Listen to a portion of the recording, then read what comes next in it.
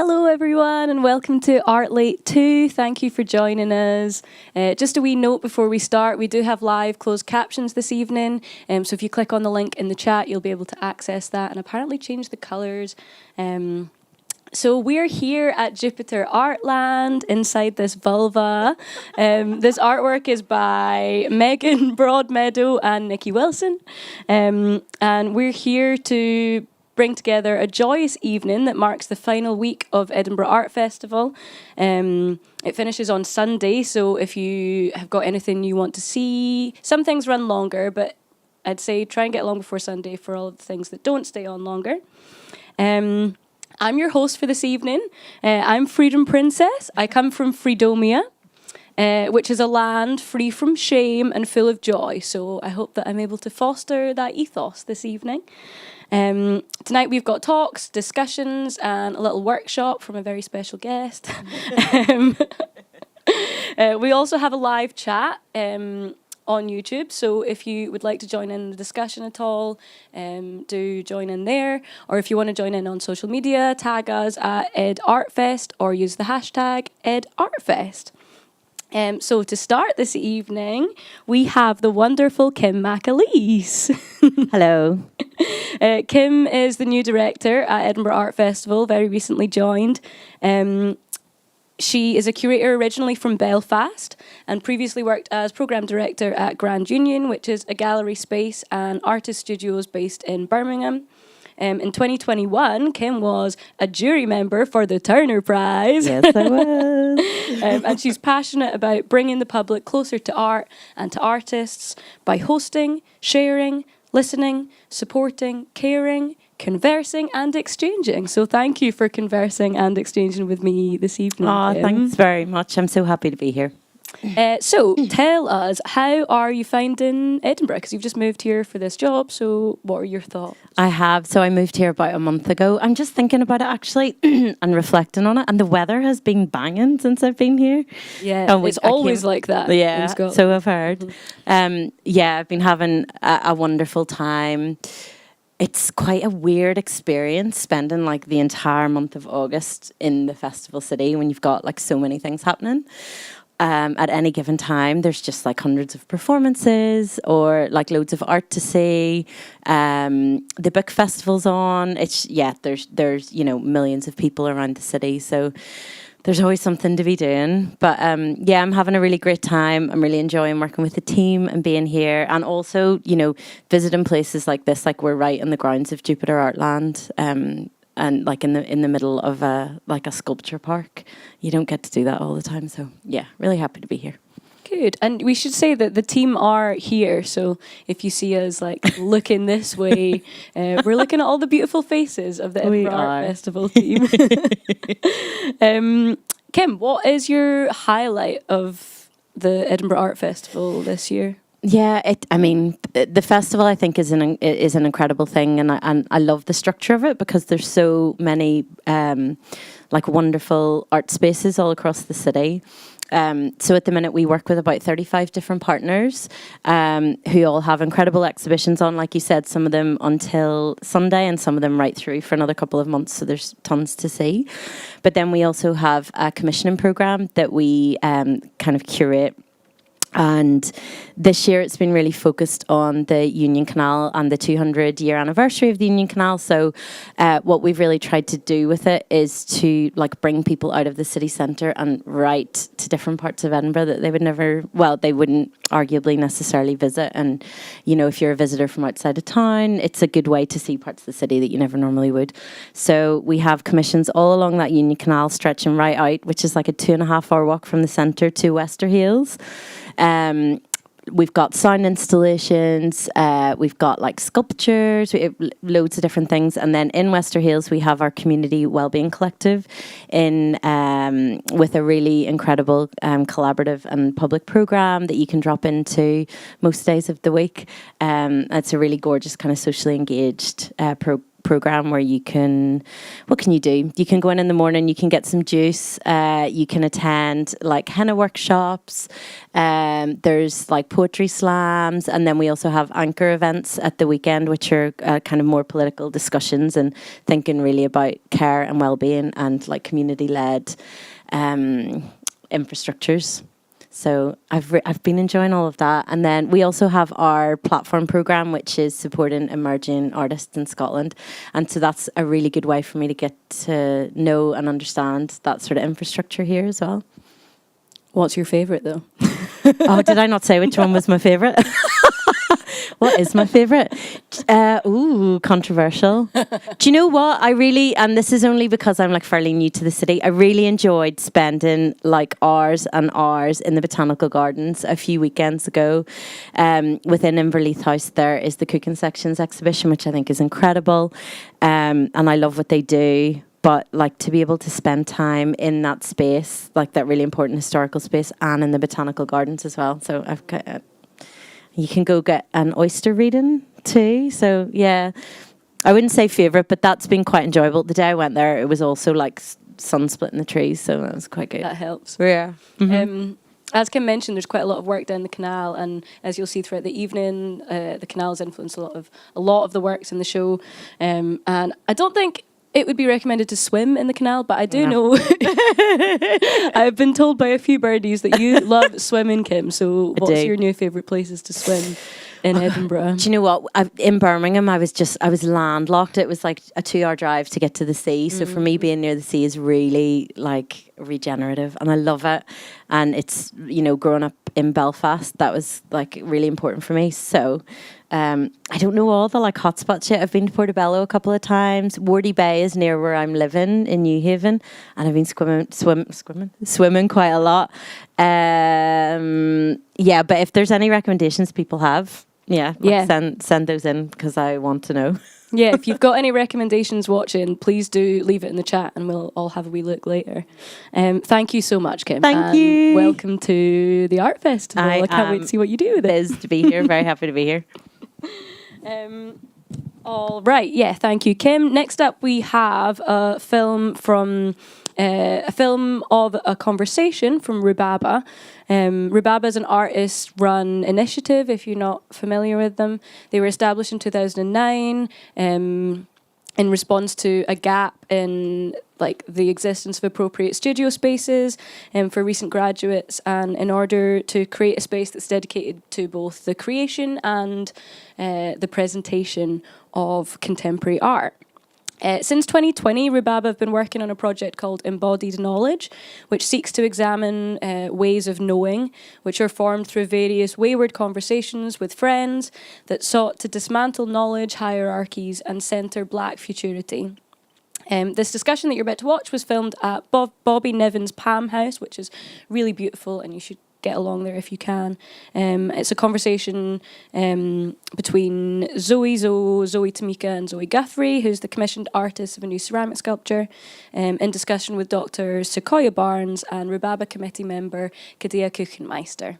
Enjoy the film.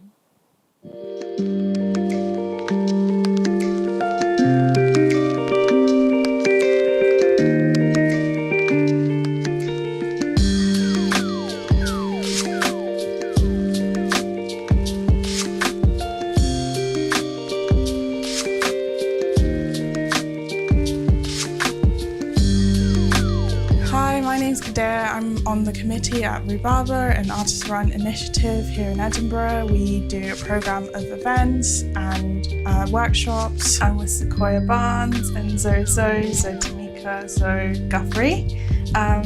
First question, Zoe, could you describe your practice and your background? I'm an artist and producer based in Glasgow, which is also the city I grew up in. Living practice, artistic practice to me is pretty much the same thing. So I guess there's like different elements. A lot of my practice is based around making. It's like a way of processing, declogging, thinking and conversations and feelings. My practice is a space for me to like play, a space for me to have a bit of agency over myself in this particular like material reality. Yeah, thank you. And Sequoia, do you want to describe your practice? So yeah, I'm a textile artist, mostly mixed media. Was trained in ceramics back home. But I mostly deal with textiles that are influenced by growing up in Alabama. So like being like heavily influenced by like G's Bend and that whole legacy of storytelling and agency, and just like the history of like Black people using quilting for different purposes and African-American folklore. But yeah, I do quilts, soft sculpture, dealing with costume, stitching is a big thing for me. I'm really interested in like you, Zoe, talking about the process of working with clay, and then Sequoia, if you want to bring that into your clay work as well, like talking about practice and process and materials. Mm-hmm. What I like about clay is that it kind of starts out as dirt, just like something very meaningless, which is probably the most meaningless thing you can have is dirt, right? And then it becomes, you wet it, and then you can make insane shapes with it, which is really interesting. Because for me, clay is more like experimenting with what physics and gravity is capable of, versus like an internalized process of some sort. Process is really important to me, and I do my best to like document that, because I think people forget about how things are made, particularly in like a capitalistic society. It's just like the thing. I don't tend to have a big old plan. I kind of, maybe I'll have an idea of, like with this vessel, I knew that I was wanting to work on that like scale. Because also something about working to that scale, I mean, it's shrunk a bit since it's been fired, but working to that scale also, I think, like describes something of having the time to do that as well, because when you're building something big, you need to let the clay dry a bit to keep that structural integrity. Like a process within that, And so I knew that's something I wanted to do, because that's just a newly, like that time and to be able to like financially access like having a studio, the clay itself, the firing, etc., all that through the commission has, I knew, oh, let me take this opportunity. It's still quite a becoming practice, specifically in relation to the material. And I think probably because it feels in part because I've worked with other materials and just like actually been doing this for a minute now. There's no, oh, this is the point that I'm trying to get to. It's just I'm moving with it, and I feel like clay especially is very forgiving with that. Textiles are all about structure. You have to have a plan, and then you have to like manifest that plan physically as like a pattern. And then you have to test that pattern, and then you have to make the thing. So it's sometimes a process of making something multiple times till you get it right. But yeah, you have to have an idea, and then you have to have a plan, and then you have to execute that plan. So yeah, there's very much loads of intention when I work with textiles. Whereas like with clay, it's the process like is pretty much the thing. The building of the thing is the art to me. Like the finished thing is great, and that's mostly what people care about.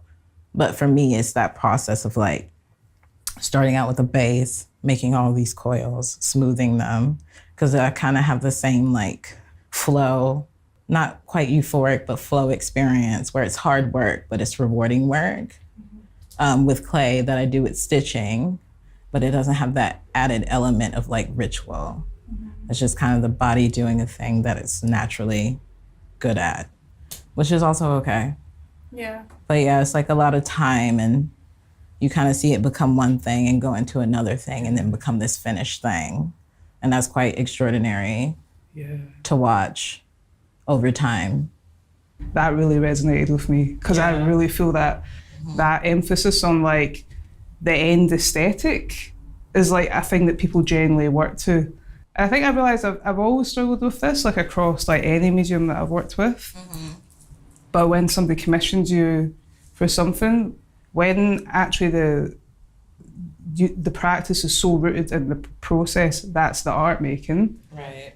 that when somebody commissions you, I know they're commissioning me for the end thing. Right. This commission was really exciting because of even just working with you on it.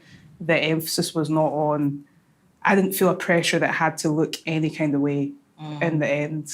When when I'm making anything, it's really holding a lot of the energy of what because it's that declogging, it's the material's literally carrying a lot of the energy that was inside me at that time. So I'll probably look at this in 2 years' time and be like, Zoe, that's what you were talking about, like that's it there. And thinking, and then also like what's happened in that space of time about how I think I relate to that thing. I guess all these things, I feel like they set a context for me, a kind of material context for me at some point in the future. Thank you both. It's been a really interesting conversation. Lots of things that I've been kind of thinking about to do with clay. So thank you, Zoe. Thank you, Sequoia.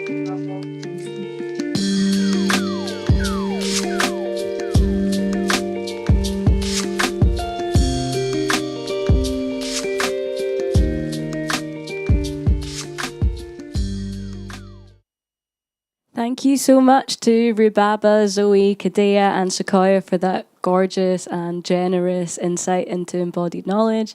Like I said, that's on at the Palm House until Sunday, and I really do recommend that you get down there for the building itself and for the beautiful art.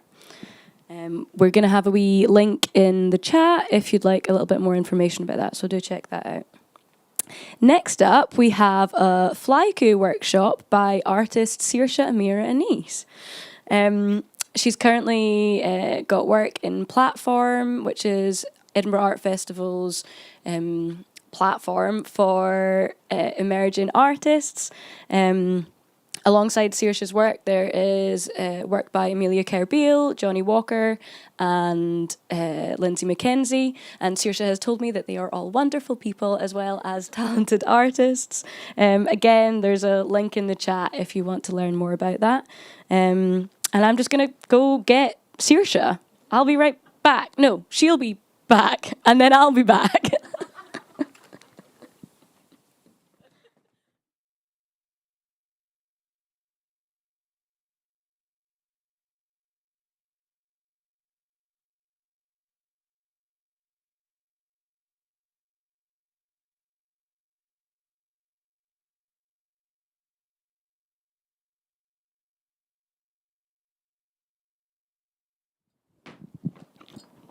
Hello. Thank you for that lovely introduction by Freedom Princess. You're doing a great job, Freedom. Okay, so I'm Saoirse, and I want to give you a little insight into Flyku. So a Flyku is a portmanteau of the words flattering and haiku, and if you don't know, a haiku is a short form poetry originating in Japan. I should say that my haiku are like quite a crude version of the traditional haiku. And yeah, the rules they have rules that don't necessarily translate to English, but the ones that I stick to are that there are 3 lines. The first line has 5 syllables. The second line has 7 syllables, and the third line has 5 syllables. And I started writing them like 4 or 5 years ago now, just for fun, as like a way of taking the pressure away from writing. Like I really enjoyed writing, but it felt, I don't know, every time I tried to write something, I felt like it had to be really good and that I was wasting my time if, I was writing something that was a bit crap. So I started writing shaiku, which is a portmanteau of haiku and a word that I'm not allowed to say that means crap. I don't know if I'm allowed to say that either. Anyway. And yeah, it just helped me to within those parameters of the 5-7-5, there was all that space in between to write something that was silly and imperfect. And yeah, it took all of that pressure away. And I recently started writing Flyku as a way to say nice, flattering things to my pals that were really soppy, but in a way that like wasn't too cringy. So yeah, I thought I would give you some haiku as a demonstration. I don't know if you can see this very well, but it says, show love in the form of flattery, in the form of a fine flyku. So as you can tell, they're really not like literary genius, which is what I like about them. They're short and sweet and silly, and they do what you need them to do. And I'm going to invite on a special guest who's going to live write a haiku, Flyku, I think. Please welcome Wishara. Hi, Saoirse. Thank you so much for having me. Thank you for joining me in the vulva. I am so excited to be here. It's so pretty and shiny, by the way. You guys can't see it, but it's shiny. Yeah, it is shiny. Yeah, who do you want to flatter? What do you want to flatter? I think I'm gonna flatter Edinburgh Art Festival because Nice. they've been so good to us during this season. So I wrote a little something on the fly, aka half an hour ago. And so here we go. Good evening to all. Ed Art Fest, we celebrate a successful year. End poem. That's it. It's really short and sweet, honestly. But yes, that is pretty much the end of the poem. I can't really add any more. No, it's perfect. Thank you It was so beautiful. Go much. read it again for us. All right, one more time for the people in the back. I want to get it into my brain. Okay. Good evening to all. Ed Art Fest, we celebrate a successful year. Nice. A successful year indeed. A successful year indeed, honestly. I'm so proud of the team. Well done, guys. I also wanted to, I've got a Flyku for Wishara. Exuberantly, your smile brings joy to my life and warmth to my heart. Girl, don't make me cry. Thank you. It's true. It would be really nice if you could write some Flyku at home for your loved ones or for any folk in the festival who are here and have worked so hard. Or for me. You could write one for me too. That would be nice. That's all. Please do share some Flyku with us. And I'll hand back to the wonderful Freedom Princess. Yay.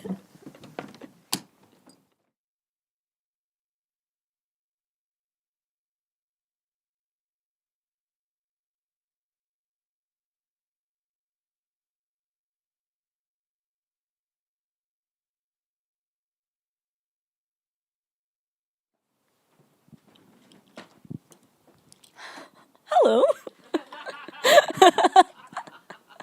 Thank you to Saoirse. What a lovely person. Okay. Up next, we have a discussion between Tessa Lynch and architect Jude Barber.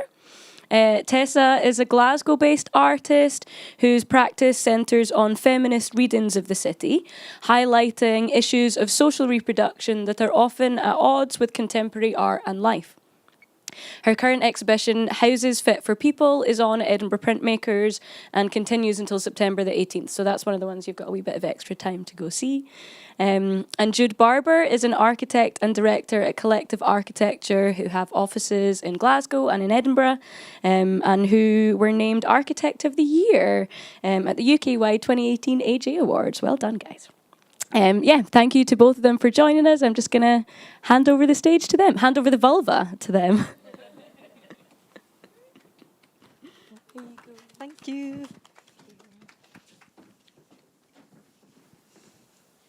Hi everyone, I'm Tessa and this is Jude. I'm going to talk a little bit about my practice and the exhibition I've currently got on at Edinburgh Printmakers, and I think Jude's going to respond to that. So I'm really happy to be talking about the new show Edinburgh Printmakers here in the context of Jupiter Artland, as I made a project here about housing in 2014 called Raising, which reimagined a barn raising. Groups of people came together every other week to build a house from a modular framework to fit their needs. And it also nodded to ancient land claiming laws in parts of the UK, where if you built a house in a day and built a fire in it, you could claim the land for yourself. For the exhibition at Edinburgh Printmakers, I became interested in thinking about housing again, mainly after a trip to the North British Rubber Archives in Dumfries. The North British Rubber Factory used to be in the Edinburgh Printmakers' current building, which is in Castle Mills in Edinburgh. And then as the factory expanded, it needed a larger site and moved down to Dumfries in the 1950s. And much of the newspaper articles and the archive kind of related to the development of new housing to fit the influx of workers coming to Dumfries. And this really made me reflect on how building and housing develops today. How has living changed over the last 2 years, and does how we work still dictate how we live? Edinburgh Printmakers' Castle Mills site is surrounded in new housing and office developments. A whole chunk of Edinburgh is yet to be revealed. Yet it was planned pre-pandemic. So again, sort of questioning how might housing be different in the future? To answer this question, I kind of came to the conclusion that I maybe needed to ask children about how they might reimagine housing and the city of the future. My exhibition at Edinburgh Printmakers was supposed to be it was supposed to come out of a 6 months residency that was due to take place in 2020 between Edinburgh Printmakers and Edinburgh College of Art. And actually, this ended up being a residency that was held at my kitchen table with my 5-year-old daughter, which perhaps meant that it became much more experimental than originally anticipated. So I became really interested in children's kind of imaginative methods of making. And over the last year, I've been working on a commission for a playscape in Edinburgh. And so again, I've been surrounded by children, their imagination, their ways of doing things, how they manage risk, how they create through play, and it's pretty wonderful, to be honest. So I developed, thinking about this, I kind of decided that I would develop a house building workshop for children. And that would be the inspiration for the exhibition at Edinburgh Printmakers. I worked with a group of children from Queen's Cross Housing Association, which is nearby Glasgow Sculpture Studios, where I hold my studio, and I kind of regularly contribute to their learning and engagement programmes. So a group of children I've got to know quite well. Their ideas around house building were instant, experimental, and pretty bonkers, and they informed many ideas that went into my exhibition, promoting an alternative way of thinking about house building. The joy of speaking today whilst the exhibition is still on means that hopefully people can go and see it before it finishes. So I don't want to go and kind of describe each work in depth, but I will pose a few questions and make a few statements about the work, and I think you might see some of the exhibition images up on the screen. I see the exhibition as an expanded print, a layered experience of sound, sculpture, drawing and printing. A blue hoarding stretches across the gallery and hides a work site behind it. We can hear the children building. Crying woman is written on the hoarding, printed from pastel shapes. Is this a joyful statement promoting public emotion? Is it the woman crying behind closed doors over the last 2 years as she disproportionately takes on more domestic labour? A large wall drawing of boxes indicates the go-to building method that the children use to create their houses. How are these small units, these symbols of commerce, different to the new housing outside the gallery? Printed images of babies are stuck to these boxes in different poses, the ever-experimental figure of the city's future inhabitants. Finally, a peek hole through the hoarding reveals a table made from a basketball backboard. This is a copy of a table found in the community garden where much of the children's house building workshops took place. The Queen's Cross Community Garden is in an old basketball court and situated between the Cedar Tower blocks in Woodside, Glasgow. The garden has been built from found materials and serves as a symbol of how we can think about alternative collective ways of building. And whilst preparing for this talk, and looking a bit more at the Cedar Tower blocks, I discovered that Jude's practice, collective architecture, worked on the Cedar Towers at Woodside and with the same communities. So I'd like to hand over to her to tell you more. Yeah, Thanks. no, thank you, Tessa. And it's just wonderful to be here. I think having, two women talking about space and place in a landscape like this in Evolve was just like perfect. And so I've been following Tessa's work for some time, and I think that resonance between feminism, housing, and place is so pertinent. So it was a real delight to go to the exhibition with this conversation in mind and those themes in mind, and also it was so serendipitous to realise that we'd actually both had a connection with the same place for different reasons, but with this sort of similar intent. So that was like a lovely find for us both, and even the work in the show for me is really powerful because you're actually hearing the voices of children that live in these spaces, surrounded by ideas of construction, infrastructure and placemaking. And, as a group of society, children are so excluded from that process at the moment. So Tessa's work's just so critical when we think about that and talk about that. It also highlights as well who gets to shape and make our cities. And, we were talking about that earlier, and who has power and agency over that, and the need for us to change the way in which we make and do things around that. As an architect, for me, the idea of working with a wide range of people in the design process is key. And some of the questions Tessa's talking about labour, place and production is something that when we're developing our work, we try to do, but there's also a limit in terms of what an architect might explore as someone kind of complicit almost in some of the challenges around the development and the limitations of that. It also, I think, the work that we're doing at Cedar Towers was also about the production of space, but also about issues around fuel poverty. The buildings, for example, now reduce heat consumption by 80% of what they did before, and there are 1,300 people living in those properties. So it's almost like a small village town, and it's like a vertical town. And I think the COVID-19 pandemic that Tessa felt so the impact of in her work so strongly.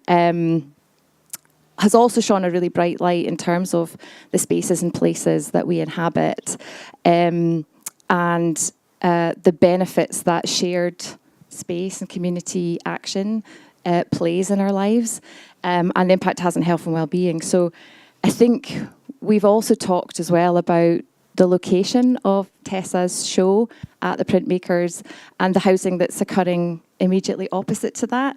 And what we're seeing there is the sort of a stark contrast to some of the conversations and work that Tessa's been doing, which is that sort of hyper-capitalist, sort of aggressive development that's sort of led by global investment, that is focused primarily on the young, the physically able, the sort of transitional communities, rather than many of the things that you're talking about around community building, capacity building, and such like.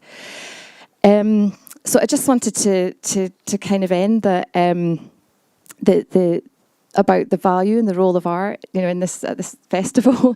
For me as an architect and a designer, is the making the space and taking the time and the care to ask the right questions about our built environment, about the politics of space. In a way that I said before, there are limitations for myself. So I think Tessa's work, your show, it really contributes to that very raw and live debate, I think, that's going on around feminist urbanism and importantly, that everybody should have a voice and agency in how we make the built environment, and cities, being for everyone, not just a privileged few. Yeah. Great. Thanks so much, Jude. Thanks for talking with me. I'd like to talk much more at future date. But yeah, I think quite often as artists, we kind of play in the field of others. So doing lots of workshops and working with children and house building, sometimes I love the idea of, architecture, but speaking to an architect sometimes is good. It feels like legitimizes all the things that artists do. So thanks very much. No, it's been a pleasure. Thanks.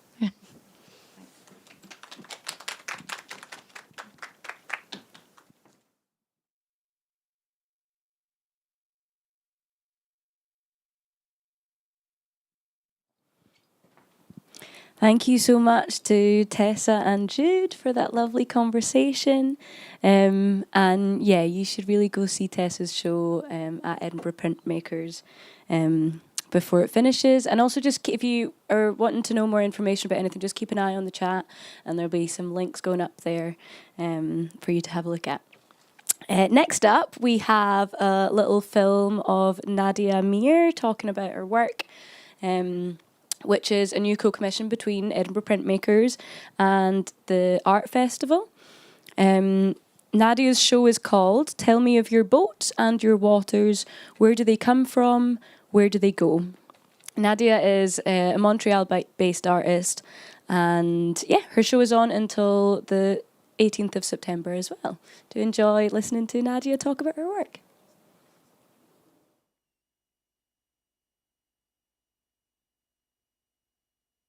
My name is Nadia Meer, and I'm primarily based in Montreal. And some of the work that I've been doing most recently has been a lot of focus in public art, weaving, working with ceramic, sculpture, but also photography, and sometimes performance. So the title of my exhibition is Tell Me of Your Boats and Waters. Where do they come from? Where do they go? And it can be viewed on the canal, as well as at the Edinburgh Printmakers in the mezzanine gallery. So in response to some of the history of the Union Canal, I was really thinking quite a lot about connections between where I'm from in Canada and some connections to Scotland. And at the time I was thinking quite a lot about storytelling and Indigenous storytelling. I come across a book called Tales of Nanabojo, which was actually written by a woman named Dorothy Reed, who had emigrated from Edinburgh. And so I thought that was an interesting connection. So I was thinking about the canal and how the canal was a site of immigration for many, as it kind of tied into Glasgow and then transatlantic travel, but also about how there's just quite a lot of Scottish Indigenous connection. Nanabojo is an Indigenous kind of trickster spirit. To the Anishinaabe-Moan, they present as a part rabbit, part human, kind of like a demigod.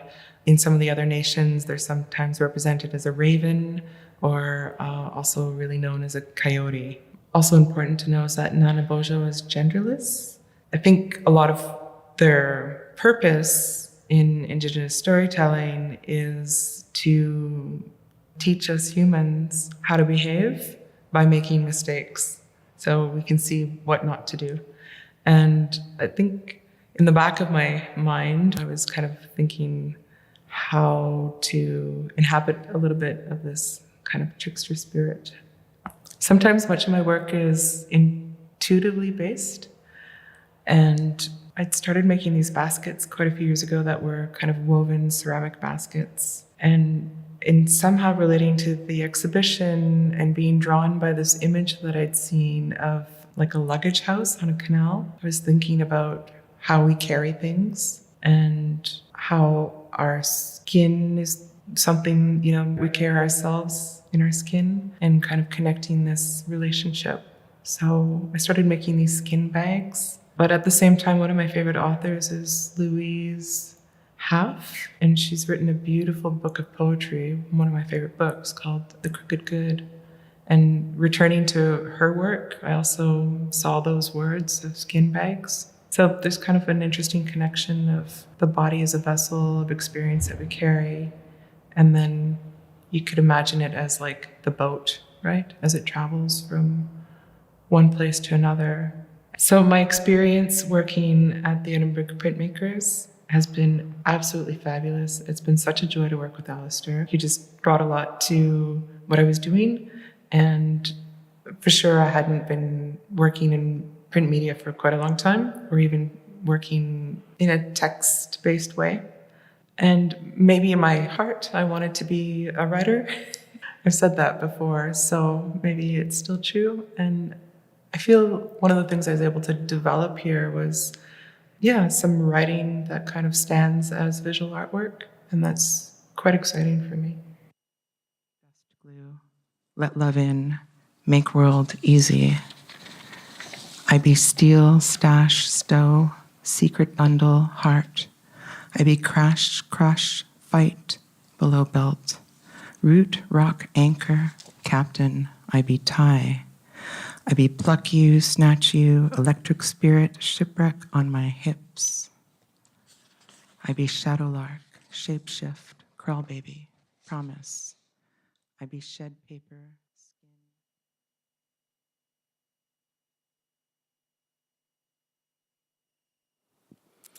Thank you to Nadia for that lovely film and discussion about her work.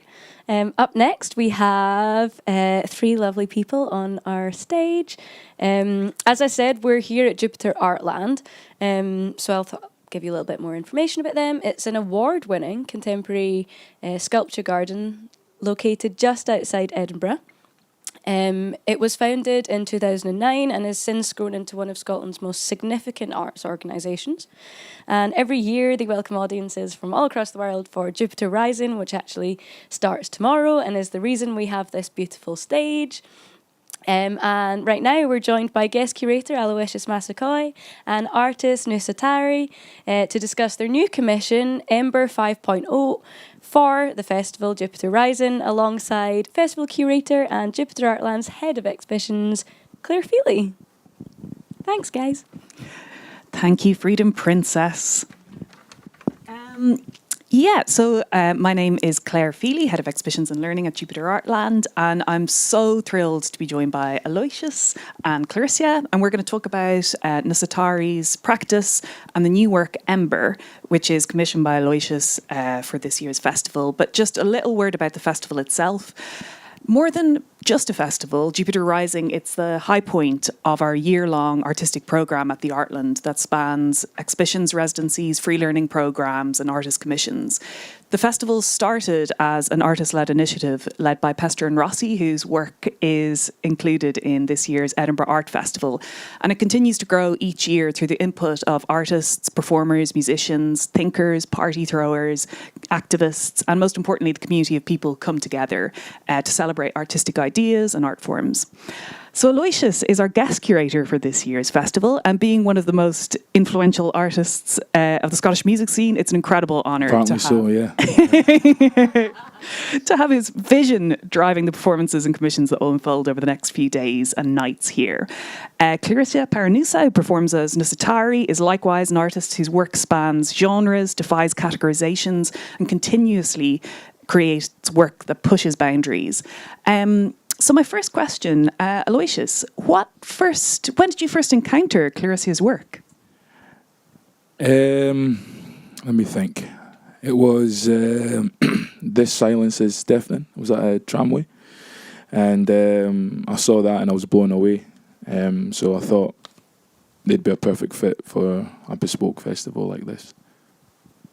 Nice. And Clarissa, you've worked together, I believe. A little bit, yeah. Yeah, a little bit here and there.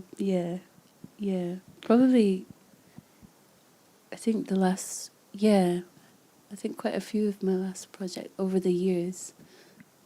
I think because a lot of the works, they come out of conversations. Mm-hmm. And we talk a lot. We talk a lot and hash things out and go through a whole bunch of different scenarios and just trying to, I think all that helps make something, you know.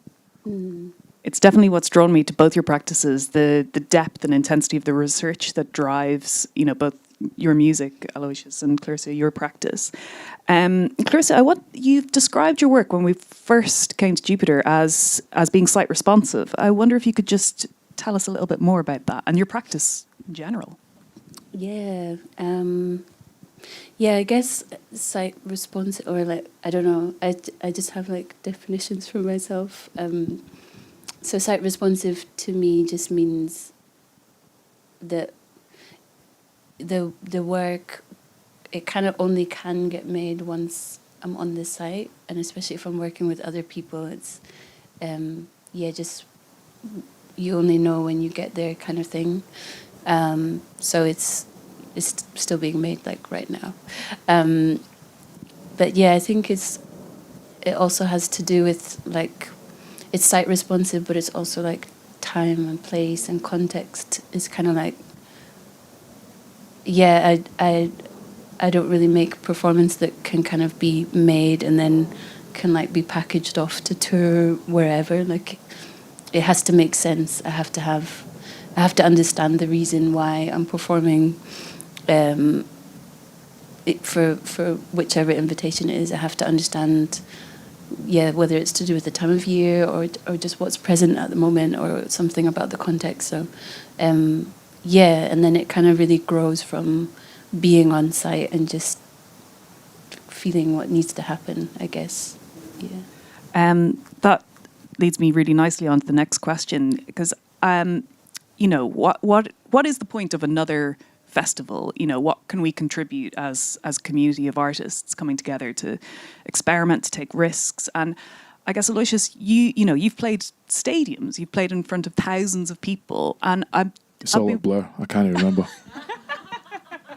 Nah, I'm joking. Yeah, you're going on tour soon. Yeah. It's real. Yeah. Like what? Just from your perspective, is there potential in this type of artist-led experimentation that could bring something to the festival format? Maybe that could shake things up a bit. What was that question? Say that again. Within I guess traditional festival formats. Right. Clarissa was saying, the expectation to create a product, to box it up, to take it on tour. And when an artist disrupts that and creates something that's unique, that's in the moment, that is happening off stage in response to the history of this place, that's taking risks within their own practice. What would you like to see in your ideal festival? I think I'd have to go the sort of PC version. I mean, I'd love to see everyone, but I don't know. I think when artists are performing, at a festival, you get a chance to test out new material, new work, and see what works and what doesn't work. And you can take that on the road, or you can go back to the drawing board and be a bit more. What's the word when you're sort of instinctive, when you take it home, intuitive, and make it more reactionary. If that's probably a good word for that. I don't know. Mm-hmm. Oh, no, I love it. And yeah, that's a good question, but I didn't can I answer that.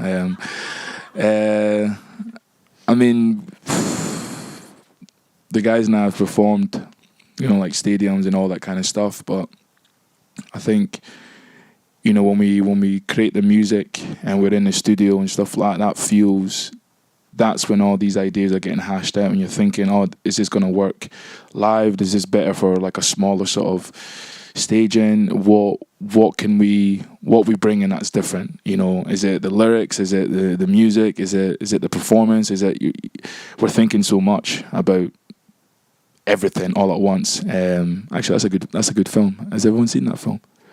Yeah, it's kind of like that. That's how my mind works. I've not even answered the question, but that's... Next question, please. And I know it's the worst thing. It's like asking artists to speak in front of an audience about a work that they've yet to perform. But it's called Ember, and I'd love to hear you speak about that. Yeah, Ember. I think and this thought has been with me for about like 2 or 3 years, probably from like the early conversations of Sindiri, of like fire, necessary fires, and also very unnecessary, when we think about what's going on today, what has been going on, what's still going on. And yeah, there's something necessary about kind of fire energy to sweep certain things away, which, you know, we need to be done with, or to release, or to, there's something cyclical about that. Innately, like I was learning about the heather, and like how the heather has to get burned every so often because otherwise it won't survive. So there's like a necessity to that, to something that feels so destructive. And then at the same time, yeah, there's so many other fires that should not be happening. But it's a very essential kind of energy. And in the ember, it's like the embers they have this potential to kind of reignite, like where you think that they've, that the energy's maybe gone, or the fire's died out. Actually, that's the point. They can just, you know, spontaneously come back, or they can die out, but you don't actually really know. So there's kind of interesting tension in there for me of like, you know, the core of the earth is, you know, like lava. It's like that's the energy that's actually at the core underneath everything. So I guess thinking along some of those lines. And maybe a final question to wrap up. Your practice is collaborative, and you've some wonderful artists that you're working with. Could we do a little call-out? Could you mention a few of them? Yes, so I'm going to... Purina Alpha is over there in the distance. Fiona Menzies is going to be over here. Samantha Maria. And Zephyr Lido made the costume, like the garment. We'd worked together before on it, so Guy Veal helped with the sound, and I hope I'm not missing anyone. Saigon Revlon is also going to be joining us tomorrow, so there's 5 people performing the work, and you're part of it too, in the undercurrent. Yeah. Well, thank you both so much. So the Ember will be performed tomorrow at 9 at dusk, so when the sun sets. So do come back. Thank you again.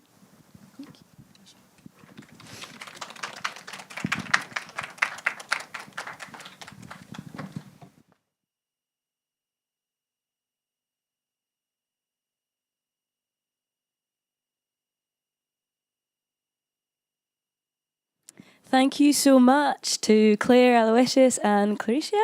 That was so lovely. Up next, we have Siobhan McLaughlin, who is an emerging curator and artist, and she's going to be giving us 8 reasons why we should go and see Alan Davie, Beginning of a Far Off World at Dovecot Studios. Hi, Siobhan. Hello, thanks for having me. So I graduated from Edinburgh College of Art nearly 80 years after Alan Davie painted in those same studios, and so I thought I'd give you 8 reasons why to go see the exhibition at Dovecot Studios. When I first started to plan the exhibition, a very, let's say, senior curator said to me, what's a wee girl like you doing curating an exhibition of a modern master like Alan Davie? So let me tell you. Reason number 1.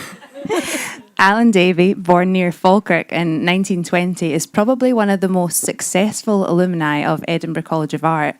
His works are seen in collections across the world, but he's not that well known in Scotland, and no institutions were planning on celebrating his centenary. So I thought I'd do something about it. Reason number 2.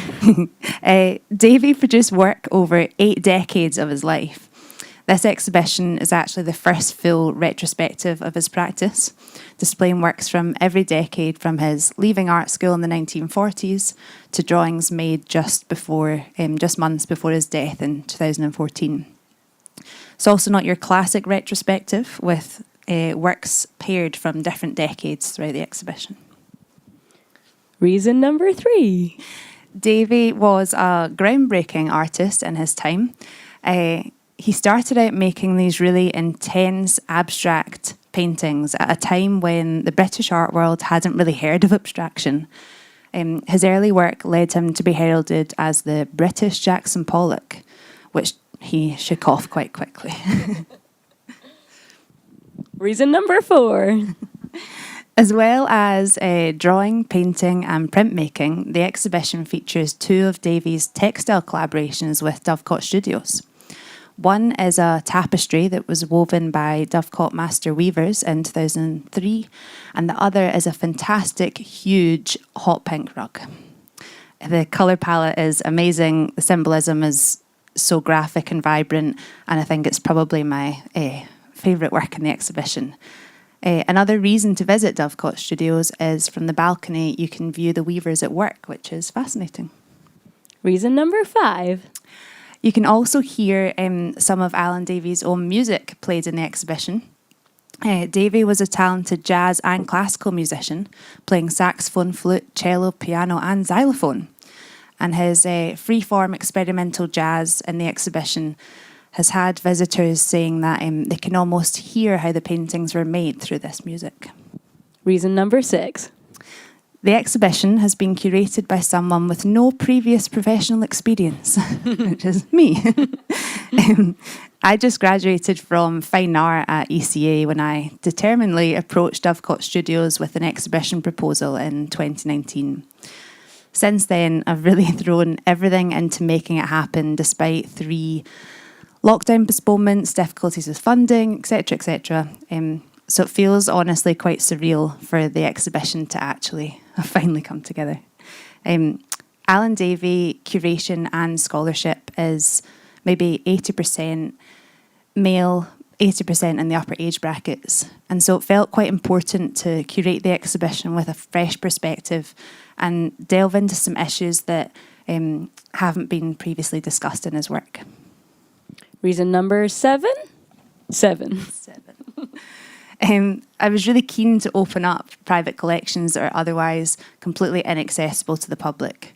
And so this exhibition is made solely of works in the collections of Davie's friends and colleagues, some never before seen in Scotland.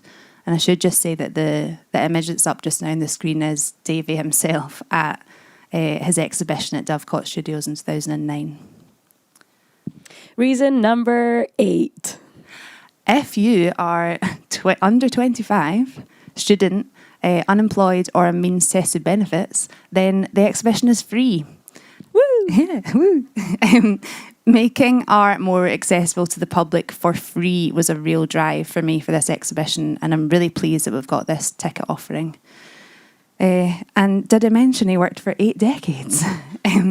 Davie's creativity and kind of excitement at learning and really just the whole energy and drive to celebrate life is what's really celebrated in this exhibition. And although his style changed throughout his nearly 80 years of painting, the same kind of intensity of creative spirit is seen throughout the exhibition. So I hope you all enjoy it. Thank you, Siobhan. And the exhibition runs until the 24th of September, so you've got plenty of time. I was going to say that, but there you go. Thank you, Siobhan. And congratulations on such an impressive show.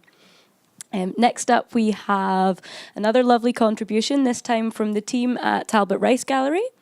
Celine Condorelli, whose work has evolved through art, architecture, design and friendship, and has remained committed to the experience of transformation throughout. From raw materials, cultivation and extraction, to processes of industrialisation and labour, through to methods of display, reception and transmission, her practice closely communicates the methods and labour of its creation. After Work is the show that's currently on at Talbot Rice Gallery, and here's a little film to tell you more. So I've had an interest in colour, especially in the production of images, for quite a long time. As you know, I'm not an image maker. And quite some years ago, I started working with James Langdon to try and find ways of producing images that would talk about the work, that are not installation photography. This is quite difficult, actually, to do, because I often found that when you're talking about dynamic environments, installations that change, photography is not always the most appropriate medium, and that's conventional photography, right? One print of one thing in time. We started working with color separation, and James Langdon developed this graphic language through the artist-run space that we co-founded, Eastside Projects, using color separation to talk about time. So using the CMYK process, instead of printing all four colors in one go, but adding space in between each color in order to have images that are harder to read, but that actually talk about an expanse of time rather than an instant. And this exercise allowed us to, on the one hand, have a new graphic language to talk about work in a different way, and on the other hand, have almost like a field on which to continue this research on color, and also research on what it means to photograph things and to try and make the experience of something present rather than the representation of it, which is essentially one of the most important things, I think, for the communication of my work. One of the most important things that I'm interested in. You know, this thing like presence versus representation. More recently, these color experimentations, I mean, I'm talking about a dialogue over more than 15 years. So more recently, these experimentations have taken the shape of, we're sort of expanding from the CMYK process, using spot colors, intervening within the printing presses. Like, for example, the print Zanzibar is really an intervention within the printing process to produce a completely different type of image in which the original object is hardly recognizable, actually. And this led me at some point in the last 2 years, I think, to start wondering whether it was possible to produce images in a completely different way, so not starting from a photograph at all, but thinking of the photographic process as a process of production in and of itself. It's not such an easy thing to do, so one of the clues that I had was an interest in cephalopods and octopus that at some point I started looking at. I don't actually even remember why. I think it was through a film by Jean Painlevé, The Octopus in Love, that I watched some years ago. And my partner did quite some research on octopus, and at some point I realized that the capacity that the octopus skin has to produce color for camouflage, for dreaming, for joy, for many kinds of expression was somehow talking to what I was looking for, meaning that they are images and they are colors. They're not reproductions, they're not illusions of purple or green, they're actual colors that reflect a state of mind, a state of emotion. And I looked at research into printing reproduction, research on the technology around printing, and it looks like this is actually the technology that people are looking at around the world. Labs in the United States trying to find ways of having stable color production in relationship to fabric especially, but also on paper, are looking at octopuses and cephalopods as ways, technologies that can point to the invention of new technologies towards the future. So the CMYK will not exist at some point, and this process will be entirely reinvented. What I was looking for was a certain capacity of relating to context, in this kind of divorce between subject and object, between context and object. I think there's a modernist crisis, really, in the inability to relate to one's environment. And again, the animal world has some capacity to point towards a way forward. The octopus becomes its surrounding, it becomes a piece of coral, it becomes a cave, right? It's really the becoming animal that comes also from a Deleuze-Guattari sort of, emancipatory movement away from a definition of identity towards the capacity to be many things and transform into many things. And this study I decided to do through color. So to think, is it possible that I would learn to make images in a similar way? What can I learn from a cephalopod? And how can I treat color as a formation rather than as an illusion or a reproduction? I replicated in my studio the experiments of a chemist called Ferdinand Runge, who by creating simple reactions between chemicals, was able to develop the first synthetic blue, meaning the first color blue that would be stable and would be produced in a way that it always resulted in the same color, so it could be used to dye fabric. Dye, ink, another link with cephalopods. So I put this material, hundreds of chemical experiments of like blobs on paper of different shades of blue and pink and brown. I put these experiments in relationship to a sort of study, a summary of my understanding of how cephalopod skin is actually able, with our understanding today, is actually able to produce colors. So trying to break it down into simple instructions, or at least simple operations, something that I gave to James Langdon, who then built a machine. That's the best way I have to explain it. A sort of AI that would be able to follow the instructions and therefore learn to produce images like a cephalopod does, or at least trying to mimic the mimicker in the best way possible. The results were these very large-scale kind of color fields. They interestingly really look like paintings, which for me was quite surprising because, as I said earlier, I'm really not an image maker. I've never made paintings. And the scale of them allows me to deal with the scale of environment. So you're always in the work. You're not looking at it from a position of distance, but you're always somehow wrapped in it. These images or surfaces or environments I use to wrap and display the installation in, and I commissioned Hannah Catherine Jones to give them a sound, to give them a soundtrack, to give them a soul in some ways, to find a way of animating this material, as music is able to do, of course.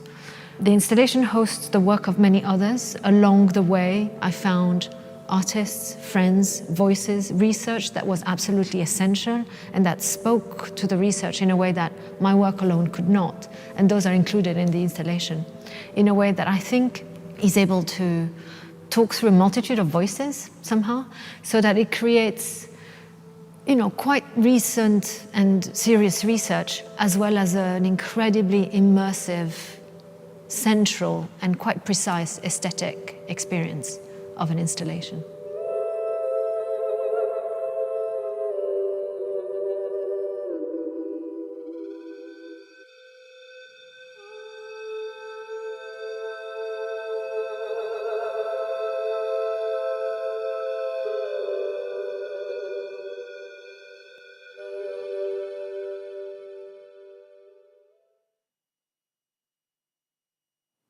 That stunning exhibition by Celine is on at Talbot Rice Gallery until the 1st of October, so you've still got a wee while to go see that. To close this evening, it's gone by so quickly, I can't believe it's over, but I'm so glad you're here to wrap things up for us. We have Hayley Beavis. Hayley is an Edinburgh-based singer-songwriter. She plays guitar and uses live looping, synths, and little bits of electronics to create music driven by heartfelt lyricism, suspended in powerfully melodic and sonically innovative pop. Hayley's debut album, which I'm sure you're going to want to buy after watching this performance, is called I'll Put You Where the Trombone Slides Out, and is out on the 4th of November on OK Pal Records. Thank you, Hayley. Thank you very much. Thanks, everyone. It's a pleasure to be here. This is a song called Despite the Dark.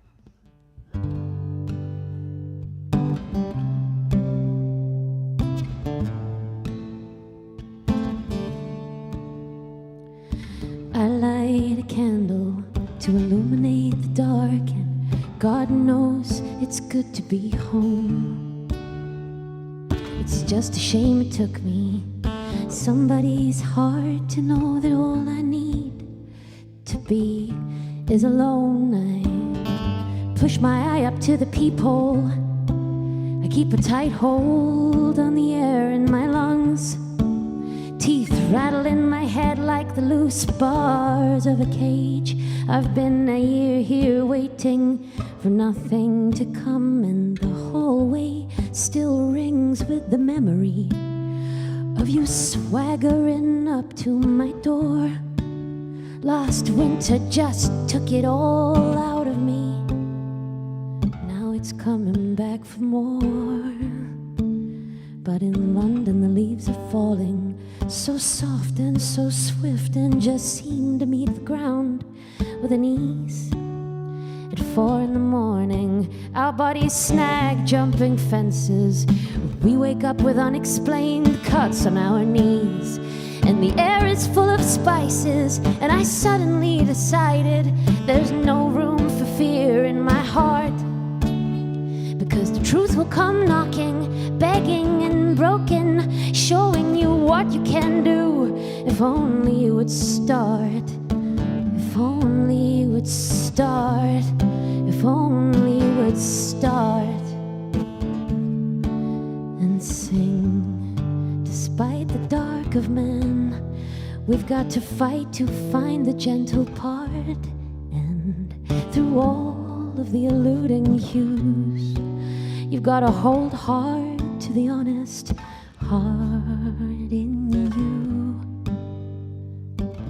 in me, in you, in me, in you, in me. Evidence of a mission, never a missed decision. It's a race to understand in time the life that I'm living. On lonesome street corners I'm standing, howling into the wind, with a fire inside, the unsingable hymn. And the mountain bear witness, blue moon shine me a brave new face, when so much of our lives is spent trying to retrace. Love's lost and broken, hopelessly hoping for someone to come along and make us whole with love's embrace. And yes, I have been drinking, but I do not tell a lie when I tell you truthfully I cannot remember what I was thinking, except something had to change in me.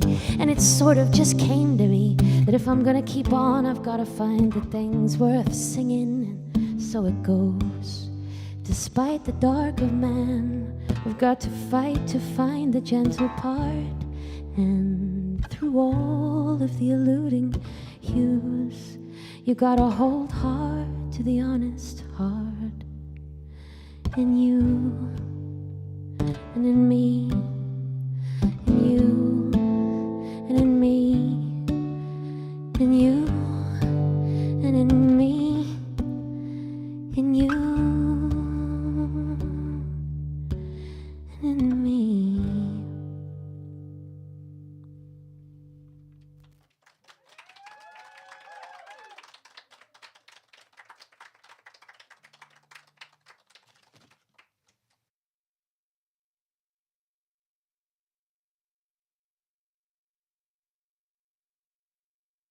Oh, thank you so much, Hayley. That was so beautiful. Thank you. And yeah, don't forget that Hayley's debut record is out on the 4th of November. That's us done, folks. Really do hope you've enjoyed your evening. And if you have, or actually even if you haven't, you should go check out the last wee weekend of Edinburgh Art Festival, which, yeah, most things finish on Sunday. This Sunday, the 28th of August, with all of the other ones continuing into autumn. But do check out the website so that you make sure you don't miss anything that you want to see. Website is edinburghartfestival.com.